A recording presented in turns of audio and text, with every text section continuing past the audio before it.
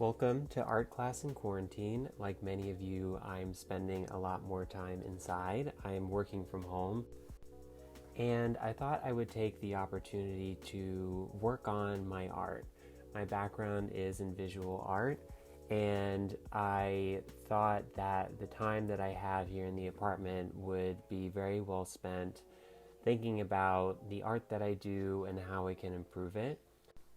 And so I'm going to be going through some basic exercises and some fun challenges to push myself, and if you're following along, hopefully push you to get better at art, learn more about art, and along the way we can refine our techniques and just enjoy ourselves. Art has always been a very relaxing thing for me, and it is one of the great passions of my life, and so I'm excited to share this with you.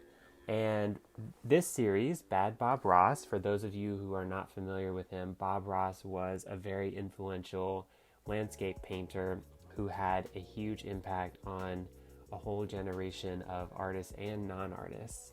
He painted very quick landscapes in oil, and he was a ubiquitous presence on TV because he is just a really chill guy. He is, very sort of like gentle and reassuring in his instruction. And it's a great way to see the fundamentals of painting and do it in a way that is, very approachable and not super intimidating or at all elitist.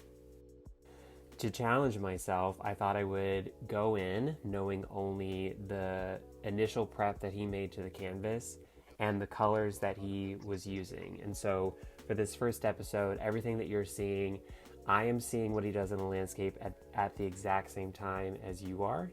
And I am doing my best to follow along. It's not always easy, even for somebody who has experience in art, but it was a fun challenge. And as you'll see in the end, it turns out in a really interesting way that you're not able to really see from the beginning. So let's get started. You can follow me here on YouTube or at twitch.tv/Matt Becker to see the workshops live as they happen. I think it's a great way to, spend a weekend practicing and doing something creative.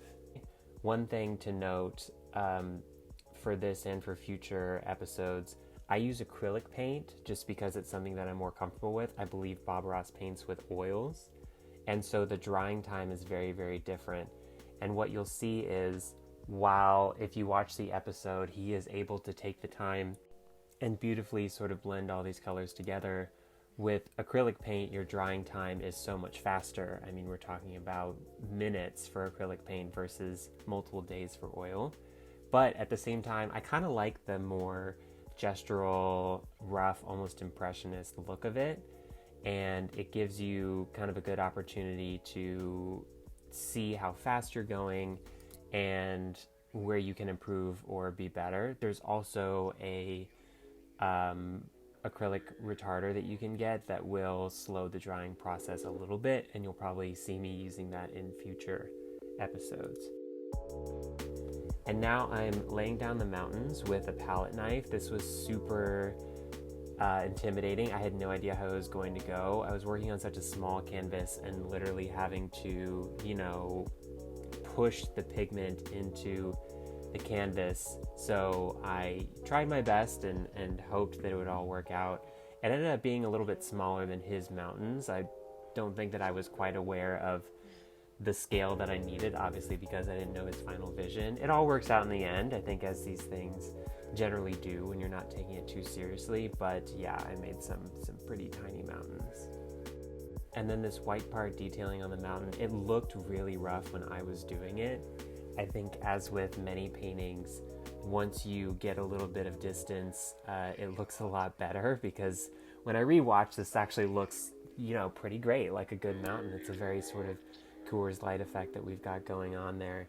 So I, am again laying this down with a palette knife, and that gives you that rough texture that suggests the more irregular surfaces of a mountainside.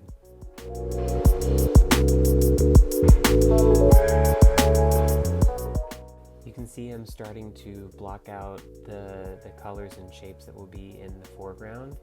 And this is where you start to get a lot of the payoff from your canvas preparation, because when you have a white underpainting versus a black underpainting, the way that the paint you lay on top of that responds to the colors underneath is so different. And if you are intentional about it, as you know, Bob Ross is the expert, and so he can really sort of see ahead as to how this will work, you can get really layered effects on lighting that suggest, you know, incredible depth, these faraway mountains that kind of fade into the background versus this lush foreground, and everything that we're going to put in there to populate it is given this nuance and color depth by whether or not you have black, white, or, you know, some other color in the background kind of reinforcing or affecting the color in front of it.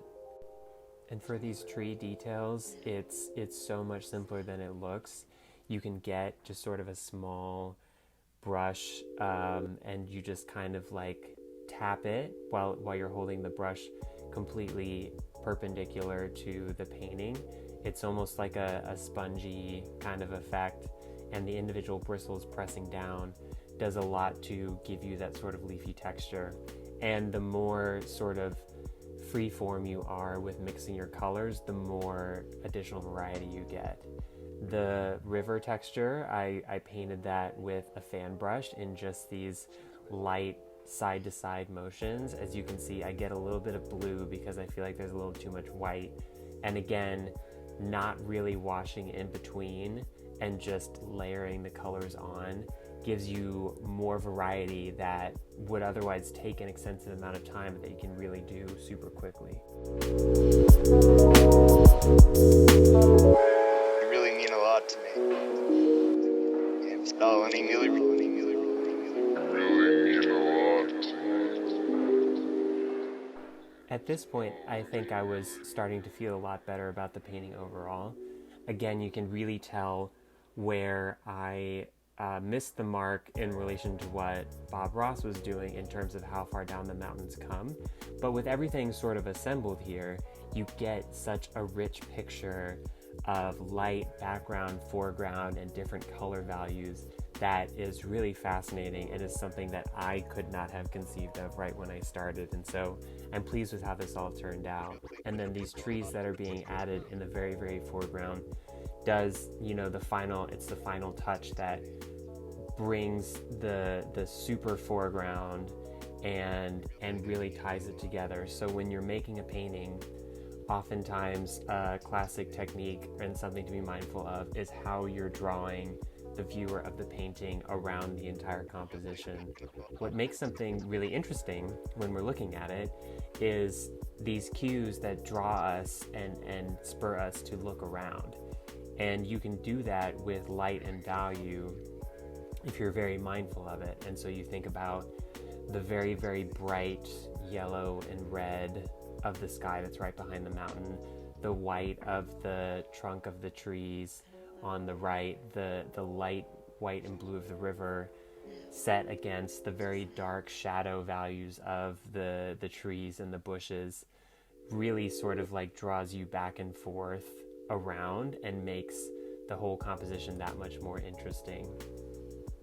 So this is the final product. I was really worried at the beginning, but as you can see, I think it came out really well. Towards the end, I add a little bit of extra to the mountain just to kind of draw that part down and get rid of a little bit of that yellow that was in the foreground, and then the remaining yellow almost seems like it's peeking out of the tops of the trees, and so it's a really, really great effect. I think given that this whole thing happened start to finish in a little bit under 30 minutes, I'm super proud of it. I have always been a terrible landscape painter, and so I'm excited to continue to use this series to get better and show you more. So thanks for watching.